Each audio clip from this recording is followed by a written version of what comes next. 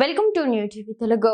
ఏపీలోని రేషన్ కార్డుదారులకు అధికారులు కీలక సూచనలు చేశారు. రాష్ట్ర వ్యాప్తంగా గ్రామ వార్డు సచివాలయ సిబ్బంది ద్వారా పంపిణీ చేస్తున్న క్యూఆర్ కోడ్ తో కూడిన స్మార్ట్ రేషన్ కార్డులలో ఉచితంగా పొందేందుకు రేపే చివరి అవకాశమని స్పష్టం చేశారు. ఈ గడువులోగా కార్డులు తీసుకోకపోతే ఆ తర్వాత రుసుము చెల్లించి పొందాల్సి ఉంటుందని తెలిపారు. గడువుకు ఇంకొక రోజే మిగిలి ఉండడంతో ఇంకా కార్డులు తీసుకుని లబ్ధిదారులు వెంటనే తమ సచివాలయాలు సంప్రదించాలని తెలిపారు.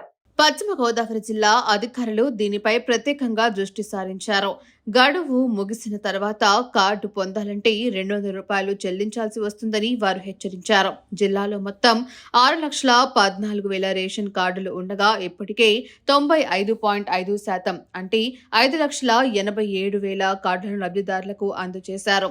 రాష్ట్రంలోనే తొలి విడత పంపిణీలో పశ్చిమ గోదావరి జిల్లా ప్రథమ స్థానంలో నిలిచిందని జిల్లా పౌర సరఫరాల శాఖ వెల్లడించింది. ఇంకా 27,000 కార్డులు పంపిణీ చేయాల్సి ఉందని అధికారులు తెలిపారు. కొంతమంది అధికారులు ఇతర ప్రాంతాలకు వలస వెళ్లడం వల్ల సిబ్బంది ఇంటింటికి తిరిగినా 100% పంపిణీ పూర్తి చేయలేకపోతుందని చెబుతున్నారు. గడువులోగా తీసుకొని కార్డులను కమిషనరేట్కు తిప్పి పంపుతామని స్పష్టం చేశారు. ఇదిలా ఉంటే కొత్తగా రేషన్ కార్డుల కోసం దరఖాస్తు చేసుకుని డిసెంబర్ నుంచి సరుకులు తీసుకుంటున్న లబ్ధిదారులకు ఇంకా స్మార్ట్ కార్డులు అందలేదు.